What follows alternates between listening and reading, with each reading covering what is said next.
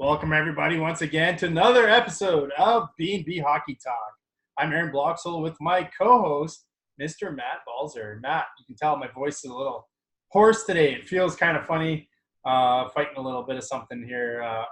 Maybe it's the Monday morning blues. I don't know, but man, we got a little bit to talk about. And then, of course, we got our famous top 10 list to continue with our right wingers today. So, big free agent signing today. Another big name off the board. Why don't you catch us up to date on not only him, but some of the other free agents that signed? Yes, so that RFA list is slowly dwindling. There's only 6 names out there now. But Braden Point signed a 3-year, $20.25 million deal, coming in at a $6.75 million cap hit. The big thing here is that it's another the way the deal is structured is that 3rd year he's making $9 million that season. So he'll be in for a big pay raise after that. But, man, after seeing these deals more and more of these deals come out, is just like you just look at the Leafs with Mitch Marner and that cap hit that they have for him and all that. It's just I think all the other teams are just laughing their way to the bank, even though those next contracts will probably be a lot higher. But yeah, great signing by Tampa Bay. Although I think Rantanen, when he signs, is going to be Mitch Marner like money. I'm pretty sure, because the Avs are pushing really hard to get a long-term deal with him. But yeah, 41 goals, 92 points last year. He led the league with 20 power play goals. Just a crazy breakout season. So perfectly there. The other big signing, the Ottawa Senators locked up Thomas Chabot to a massive 8-year, $64 million deal, coming in at an $8 million cap hit. He had 14 goals, 55 points in 70 games last year, taking over the reins from Erik Karlsson on the back end. And, man, this guy looks like he's a future star defenseman. I wouldn't be surprised if his name comes up in the Norris conversation in a few years, when Ottawa starts to get better and all that. But I still remember this guy way back at the World Juniors that year. He was by far the best player on the ice back then. But yeah, great deal for Ottawa, especially getting these young guys locked up to long-term deals. Yeah, I think it's a great deal for Ottawa.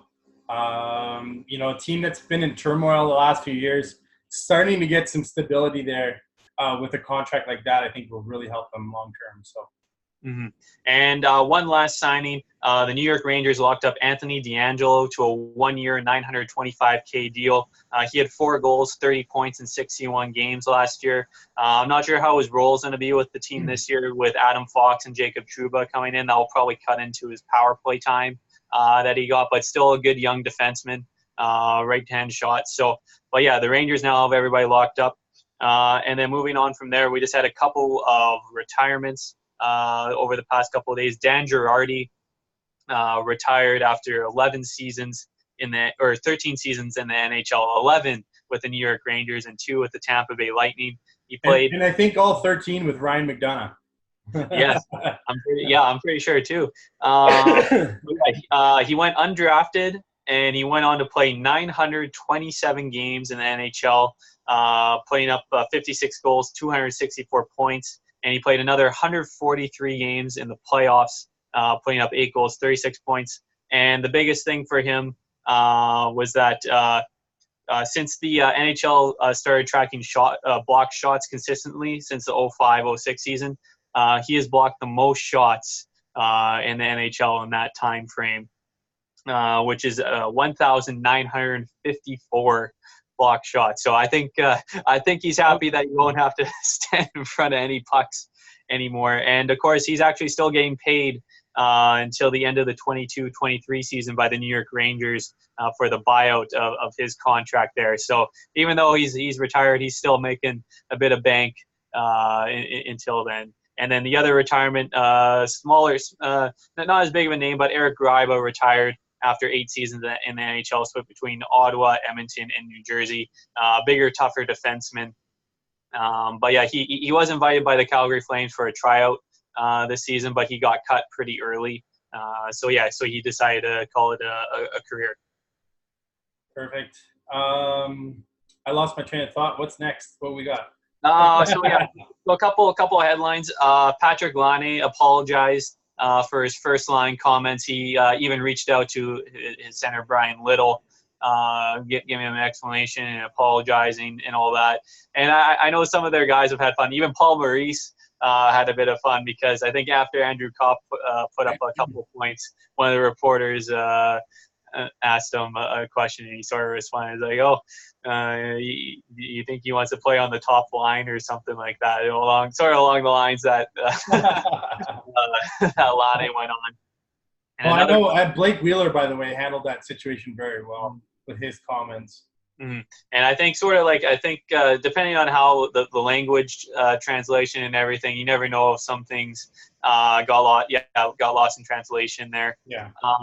Also, Jaromir Jagr continues at 47 years old to rip it up in the Czech League. He had a goal in just over 22 minutes of ice time, and that was his first goal in the top Czech League in over 31 years. The last one came in October 1988. So it's just crazy that I'm guessing he's going to keep playing until would have been 16 or 17, I think, in 88 because he was drafted in 90 as an 18-year-old. So just insane. Another big one, the Winnipeg Jets have suspended Dustin Byfuglien. This is just for cap flexibility as a $7.6 million cap hit comes off the books. And as soon as if Byfuglien decides if he wants to play, then his cap hit comes right back on. Man, if Byfuglien says he's not coming back, it's gonna be it's a big hole in Winnipeg. Oh yeah. Well, at least they'll have the cap space to sign Connor and Laine. But yeah, that's I don't know what's going on with those talks, but what's going on? I guess there's a handful of injuries that's going on out there. Why don't you get us up to date on those? Yeah. So just a couple of minor injuries. The biggest one was Ryan Pelling with the Montreal Canadiens. He got hit hard into the boards and his head banked off the glass. The only problem there was that he wasn't pulled for concussion protocol, and he actually stayed in the game. He actually set up the game-winning goal in that game. But, yeah, he's out indefinitely with a concussion. Also, Montreal has Michael McCarron out 6 weeks with a groin injury, and Paul Byron's been dealing with an upper body injury. With the Buffalo Sabres, Brandon Montour will miss the rest of the preseason with a hand injury. And lastly, Eric Hall has been dealing with a lower body injury with the Carolina Hurricanes. Hopefully it's nothing too serious. I think he'll be ready to go for a season. Because especially with him dealing with that knee leg injury, that basically cost him the entire season. I want to see him back on the ice. And then some notable veterans that got moved down to the minors. Louis Domingue and Derek Pouliot were both a couple of vets that got cleared through waivers and sent down to the minors. Domingue, I was actually interested to see if somebody like Toronto would look to pick him up. But Tampa sent their 3 guys down now, Wedgwood, Domingue, and Condon. So it looks like McElhaney's the backup for Vasilevsky this year. Yeah, so we'll see. I think they're still going to try to trade one of those guys, especially Domingue. I know his win totals look pretty good, but I know it's also sort of inflated on having a really good team in front of him. So I think that's why a few teams haven't had. Well, no teams really took any bites, because if you go back to how he was with Arizona, he wasn't exactly the greatest goalie there. So, but other than that. Just some notable names that I've watched in preseason that really stood out to me. Nick Suzuki with Montreal. This guy's putting together a great case to make their opening night roster, along with Klim Kostin with St. Louis. I think he's up to 3 goals, 6 points. Another big left winger, which I guess they have with Sammy Blais and Zach Sanford. They got so many of those guys. Sammy Blais actually has looked really good in the last couple of games that he's played too, putting up, I think, 5 points in 2 games. So, yeah. So those are some younger guys, and then of course Jack Hughes with New Jersey. Him and Taylor Hall were putting on a bit of a show. But Jack Hughes is not a younger guy. He's probably the youngest of the bunch. Well, he's looked really good. One of the things I wanted to ask you if you saw was the fight. I think it was last night between Pat Maroon and Austin Watson. And Pat Maroon mocking the Nashville Predators bench, pretending to show him his Stanley Cup ring on his hand. What did you think of that? Yes, I got such a good kick out of it. I actually just posted it just before we started recording, so you can see that on our Facebook page. But yeah, absolutely hilarious. Is like I think that fight was actually against Austin Watson too. So that so first he kicked his butt, and then taunts the Preds bench. Though as a Canuck fan, I always have bad memories because after of that because or of a player doing that because Brad Marchand after they won the cup the first time they visited Vancouver. He was doing that as I forget if it was after a fight or so, just some taunting to the Canucks bench. So, but yeah, it's absolutely hilarious when it's not that situation. But yeah, it's always nice having team players have fun. Just like Austin Matthews in that preseason game against Ottawa, I think some guys, something Sabrin was chirping him or Yeah. something. He saw was Matthews trying to look at the back of his jersey, just being like, "Who the heck is this guy?" Sort of. I thought was pretty funny as well. Well, and you kind of wonder what was said from the bench too, in order for them to react like that. So it's kind of it's just whatever. It's hockey, right? It's what guys would do. But let's get into our top 10 list of right wingers. A little bit harder I found than the left wingers to do. There's so much more talent, I think, on the right side than the left side in the NHL right now. But do you want to start it off, or you want me to start off 10 through 8? Oh, let's see. I'll start things off. I actually did my top 10 list, and then I realized I accidentally missed the team's right wingers. So then I had to reorganize. So, but my number 10, this could be a bit of a surprise, but I'm going to go with Cam Atkinson with the Columbus Blue Jackets. Had a big season last year, 41 goals in 80 games, matching a franchise high, tying Rick Nash's record. Smaller winger. But he also plays both special teams. And I think even though you might say the Artemi Panarin effect might have done that, but I say even before then, he was actually putting up pretty good numbers. Yeah, he had good numbers before Panarin was there. So yeah, so I think he'll have another big season playing alongside up here Luc Dubois there. But yeah, Cam Atkinson, my number 10. My number 9 from the Pittsburgh Penguins, Jake Gensel. Huge season. 40 goals, 76 points in 82 games last year. And the biggest thing is that 33 of those goals either came at even strength or shorthanded. And especially not getting on that top power play unit last season was even more impressive for him because I think we both had him sort of as like a breakout guy that was just on the edge of maybe cracking one of our lists after like a couple of those huge playoffs that he had. But yeah, just a huge season. I can't wait to see what he does this year alongside Crosby and the rest of those guys. And my number 8 from the Winnipeg Jets, Blake Wheeler.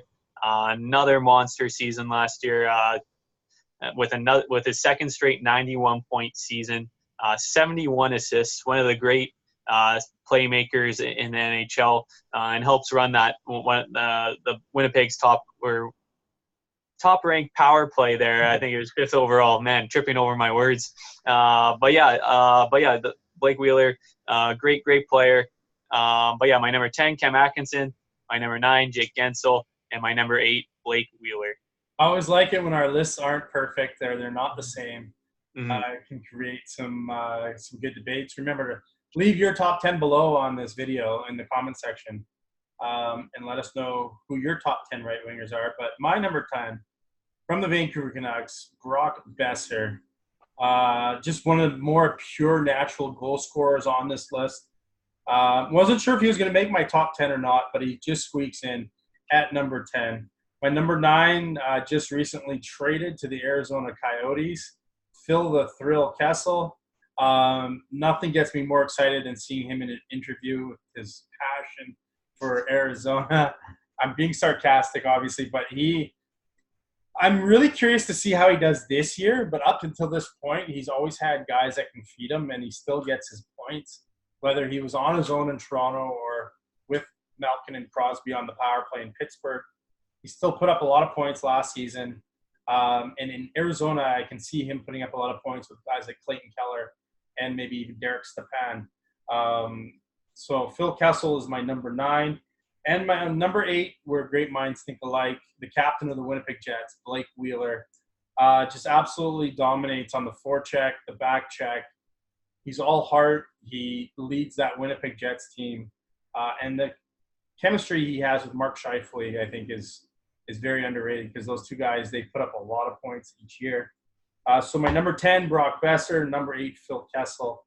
Number 9, Phil Kessel. Number 8, Blake Wheeler for me. All right. Getting back to my list, my number 7 from the St. Louis Blues, Vladimir Tarasenko. One of the most consistent goal scorers. He had 33 goals, 68 points. He's always around like that 35-goal, 70-point mark every single season. And in the playoffs, massive playoffs, 11 goals, 17 points, helping the Blues win the Stanley Cup. His shot is freaking unbelievable when he gets that release. I still remember, I think that it was that penalty shot that he had against the San Jose Sharks in the conference finals where he just comes down, and I forget how far out he was, but he just picks the corner like nothing, sort of thing. But and then strong two-way game. He sort of got like he's like that Crosby, like that core strength in the corners and stuff. He's hard to knock off the puck. But yeah, this great season. Number 6, we'll see if Leaf fans will be upset on this one, but my number 6 is Mitch Marner. Last year, 26 goals, 94 points in 82 games. One of the best playmakers in the NHL. Just the way he can help set up guys like Tavares and Matthews on the power play. His speed, he can play both. He plays on both special teams as well. Which some superstar players don't do. But I want to see if he can continue to do it again. He's improved every single season. And I want to see if he can get another 90-plus point season this year. And if he does, he'll be higher on my list this coming season. And my number 5 from the Colorado Avalanche, Mikko Rantanen. Another great season, 31 goals, 87 points. Playing on that great line with McKinnon and Landeskog. A power play machine. He had 16 goals and 33 points on the power play last year. And in the playoffs, I think he really came into his own, showing it just wasn't just McKinnon doing everything or Landeskog just doing everything. He led the team in points with 6 goals and 14 points this past postseason. And hopefully he gets under contract here soon. Because I really want to see it, because if he hadn't gotten injured, he would have had 90-plus points as well. And I just love his size that he plays with as well. So, yeah, my number 7, Vladimir Tarasenko. Number 6, Mitch Marner. Number 5, Mikko Rantanen. All right, well, that leads me to my number 7, also from the St. Louis Blues, Vladimir Tarasenko. We have him in the same spot.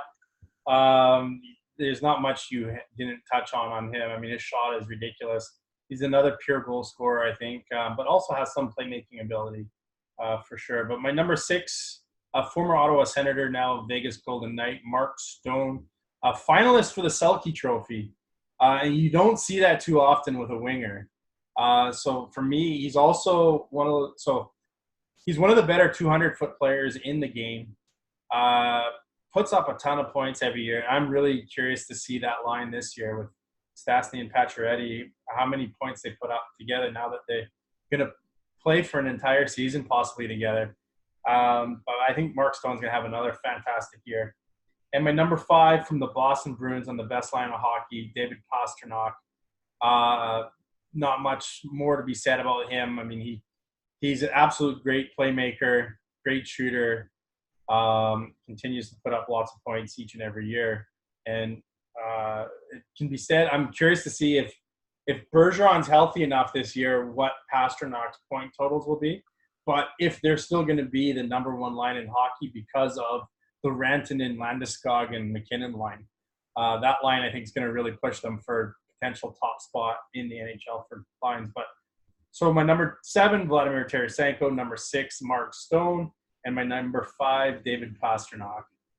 All right. So we'll hear some very similar names coming up here then. My number 4 from the Vegas Golden Knights, Mark Stone. As you brought up, his 200-foot game, is just unbelievable. And he had a great season last year between Ottawa and Vegas. 33 goals, 73 points in 77 games.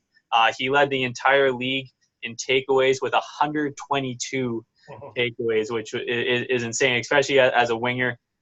And even when he was playing with Ottawa, just how much of a difference maker he was. Like when he was on the ice, it's just he was just, from everybody else on Ottawa, is just totally different. It's just like for goals wise and defensive play, just crazy. And then I really want to see if he can follow up that great playoff performance as well that he had. 6 goals, 12 points in 7 games, just insane. But I love his 200-foot game, which creeps him up a little higher on my list. And my number 3 from the Boston Bruins, David Pastrnak. I love Pastrnak as a player. 38 goals, 81 points in only 66 games last season. I really think if he's healthy, he could be pushing that 50-goal mark this year. Just his chemistry with Bergeron and Marchand is unbelievable. And it's just, and he's another guy that was another power play machine. 17 power play goals last year. And in the playoffs, he had another great playoffs, 9 goals, 19 points. I really think if he's healthy, he can put up 45 to 50 goals and 90-plus points this season. My number 4, Mark Stone. Number 3, David Pastrnak. All right. Well, my number 4 is someone you already mentioned already. Your number 5, Mikko Rantanen from the Colorado Avalanche. A bit of a power forward in the game. And like you, I really hope he signs soon. I'd love to see him in a full season with Colorado. For hockey pool purposes, hopefully he doesn't play all the games. But Mikko Rantanen's a nice player, and that line is a really nice line to watch. And maybe a surprise, my number 3, Chicago Blackhawk forward, Patrick Kane. Fastest hands maybe in the NHL, and just consistently puts up points year in and year out. But he's actually dropped a little bit on my list. I think he was my number 1 last year, but he's my number 3 this year, Patrick Kane from the Chicago Blackhawks. Before we release the number 1 and the number 2 on each of our lists, we're starting to run out of time, but quickly go through a handful of your notables, as will I. Yeah, so just quickly, Alexander Radulov, just missed my list. Brock Besser, Joe Pavelski, Phil Kessel, Victor Arvidsson, Elias Lindholm, Teuvo Teravainen, and Brendan Gallagher. I know that's a lot of names, but some guys that I really wanted to mention there. I had Pavelski down as a center. That's why he wouldn't be on my notables. But I also have Alex Radulov as just missing my top 10 list.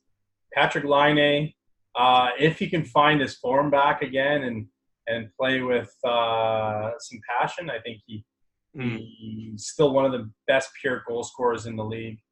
Jacob Voracek from the Philadelphia Flyers, who always puts up a lot of points. Victor Arvidsson, and of course, you mentioned him in your top 10, Jake Gensel from the Pittsburgh Penguins. Yeah, I'm really interested to see with Victor Arvidsson what he can do over entire season, because actually, like, goal scoring wise, like if you go by goals per game, he had an unbelievable season. He had 34 goals in only 58 games. So if he had played the entire season, he could have had over 40 goals, which a Nashville Predator has never hit 40 goals in a season ever. So maybe this season he could probably push for that. But yeah, there's just so many good players on the right hand side, because I think I was just telling you, because the top 10 centers is the last thing. It's like the honorable mentions on that list. It's just going to be like half the NHL centers. But yeah, just crazy. We are running out of time, so let's get to your top 2. All right, yeah. So my top 2, I sort of have as a 1A, 1B. I couldn't really go 1 and 2, but my number 2, Patrick Kane with the Chicago Blackhawks, a career season, 44 goals, 110 points last season. He was one of the leading shots on goal guys. He had 341 last season. he did everything in his power to get the Blackhawks into the playoffs. It just if it wasn't for the defensive woes that the Blackhawks had there, they probably would have made some noise there. But yeah, Patrick Kane, his puck handling skills is next to none in the league. And yeah, and so as everybody called him, he's Showtime when he's on the ice. He does his thing. And my number one from the Tampa Bay Lightning, Nikita Kucherov, the reigning Hart Trophy, Ted Lindsay, Art Ross, you name it. What an unbelievable season! Just insane. 41 goals, 87 assists, 128 points. Yeah, it's what he can do is just unbelievable. I still can't believe he's this good of a player. Because I believe he was a second or third round draft pick by the Lightning, and now he's one of the best players in the NHL. But yeah, he set the record for most points by a Russian player in the season. I think he set the record for most points by a winger in an NHL season. Just everything you name it. His playmaking, his shot, he's got it all, sort of thing. So, but yeah, number two, Patrick Kane. Number one, Nikita Kucherov. My number two, the Leaf fans are rejoicing. Mitch Marner. For me, I wasn't sure if I was going to put him above Patrick Kane or not, but I ended up doing it only because I think this guy has so much potential that he's going to even surpass his point total from last year. This guy is an incredible playmaker. Almost reminds me of Gretzky in his youth with his playmaking abilities. He's exciting to watch. And, I think, for years to come, he's going to be an unbelievable player to watch. And, of course, my number one, same as you, Nikita Kucherov. The guy did everything last year. Hart Trophy, Ted Lindsay, Art Ross, 128 points. I mean, you and I think were rejoicing when we saw all these people breaking the 100-point barrier last year. Because it reminded me, in the 1993-94 season, I believe there was over 30 players that broke 100 points, if I'm not mistaken. And, I love that kind of hockey. I love seeing the goals. I love seeing players celebrate. And with today's day and age, with the goalies being so good, it's rare to see it. But it was fantastic. He's had a great couple of years in Tampa, and I think Kucherov's going to continue to have that. So my number two, Mitch Marner. Number one, Nikita Kucherov. That's our top 10 list for right wingers. Remember to like and share our posts. Leave your comments below. Share with us your top 10 list. And Matt, final word before today's show ends. Yeah, so just this week on Facebook for all the highlights and everything, it's going to be there's not going to be much this week. I'm going to the Canucks game tonight here in Abbotsford, so there won't be anything up tonight. Then I got hockey on Tuesday and Wednesday with my hockey team. And then Thursday, I'm going to the last Canucks preseason game. So from Monday to Thursday, don't expect many highlights. I'll try to put up what I can. But just if you guys are wondering, that's about it. But otherwise, all like the news stories, like if you want to see the breakdown of the Brayden Point contract, you can check that all out on our Facebook page and all the highlights from the preseason. And even around the world, because there was that crazy goal in the Swedish league the other day. I still can't believe the guy. Well, there's a really good goal too. Portland Winterhawks guy, 17-year-old with the lacrosse style goal behind the net. Beautiful, absolutely sick. If you haven't seen it yet, make sure you check out that highlight. But yeah, it's if you want to see any of the big hockey highlights from around the league. But yeah, that's a place to go. B&B Hockey Talk on our Facebook page. And thanks to all you for tuning in this week. And hopefully, we'll have a show on Wednesday. But depending on scheduling, if that doesn't work out, we'll be back on Friday as long as everything works out this week. Sort of a hectic week between the both of us. So we'll let you guys know our schedule coming up. Either way, though, once we're back, you'll get our top 10 list for centers, and we'll update you on the rest as we get closer to the start of the NHL season. Thanks for tuning in, everybody. Thanks for being loyal listeners, and I hope you enjoy our content. We'll see you guys next time.